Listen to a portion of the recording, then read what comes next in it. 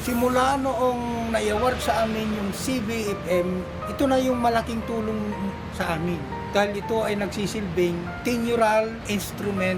So ito yung malaking pasalamat po namin at mayroon tayong tinutungtungan para imanihar, gamitin natin para pangkabuhayan at protektahan natin.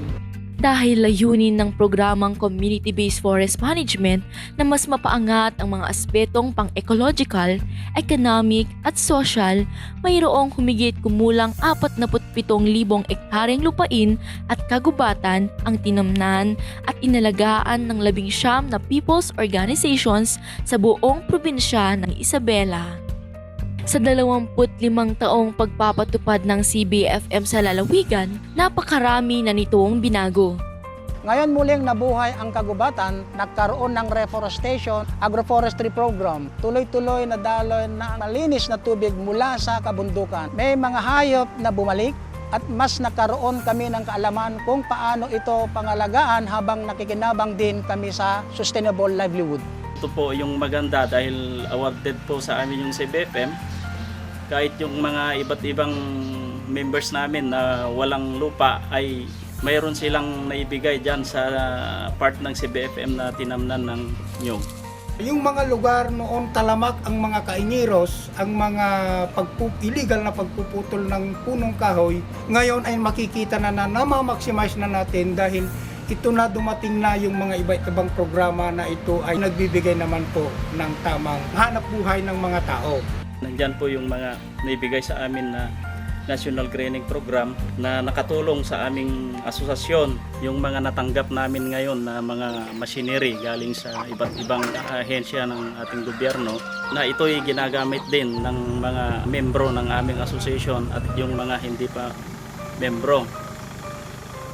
Bawat punla ay may kwento. Idikat puro mais ti mulmula mikin pagay ngam tatta gapot ay may ti inti gobyerno dagiti prutas at least adda ti ila ko mimit ket nakatulong iti panagturpos dagiti anak mi. Bawat puno ay may bunga. Ngunit minsan, ang pinakamagandang bunga ay hindi lamang ang mga prutas na galing sa mga punong naitanim, kalimitan sila ay mga taong natutong magtiyaga, magsikap at magtagumpay sa tulong ng CBFM. Si Julius sumutimay sa nga napaadal ko nga nag-eskwela dito Kabagan. Lagi matading na napagtapos mo lagi ay isyo Kabagan iti agriculture. Ako po si Julius G. Pasqua, 27 years old. I graduated Bachelor of Science in Forestry and Master's degree in Forestry also. Simula pagkabata, sumasama na si Julius sa mga gawaing CBFM gaya ng pagtatanim na siyang nagmulat sa kanya tungkol sa proyektong ito. Gami idi nga napan nag-alala iti similya tinara di jay basta iti babasit dapay ngamin idi. Sinasama po ako during the activity po ng mga CBFM projects that time. Nagkaroon na po ako ng awareness na kung saan ini-engage nila ang mga community doon sa mga forest management practices po nila.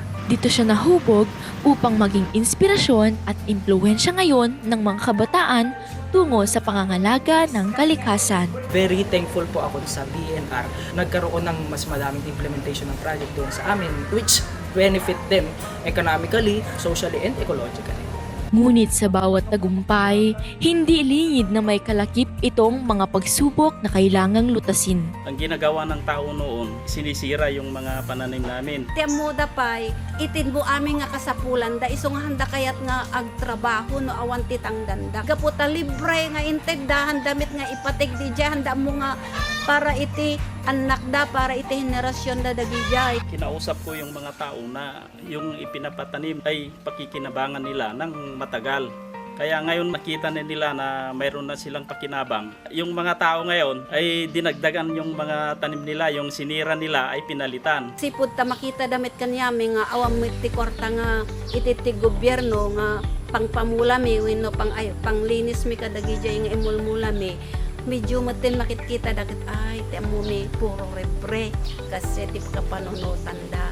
Sa hangarin nilang lalo pang mapaunlad ang kanilang samahan at mga CBFM sites, patuloy nilang isinasabuhay ang kanilang mga magagandang gawain gaya ng pagkakaroon ng maayos na pangangasiwa, pagtupad sa malinaw at tapat na proseso, pakikipag-ugnayan sa mga ahensya at LGUs na nagpapalakas sa kanilang kabuhayan sa pamamagitan ng suporta, pondo at teknikal na tulong para sa sustainable at value-added forest at agri-products, pagsasagawa ng monitoring, protection at sustainable forest management sa loob ng CBFM areas upang tiyakin ang pangalaga ng kagubatan at mapigilan ang ilegal na gawain, pakikipag-ugnayan sa akademya, pamahalaan at iba pang institusyon na nagbibigay ng dagdag na kapasidad, kaalaman at akses sa mga resources at suporta para sa mga POs at pakikipagtulungan sa mga ahensya ng gobyerno na nagpapalawak ng oportunidad para sa karagdagang pagkakakitaan at madali ang pag-avail ng iba't ibang farm machineries at technical na suporta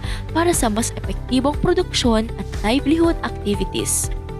Sa tinaguriang Point Province of the North, patuloy na namumunga ang kagubatan hindi lang ng mga punong itinanim kundi ng mga taong nagbagong buhay at nagbahagi ng pag-asa.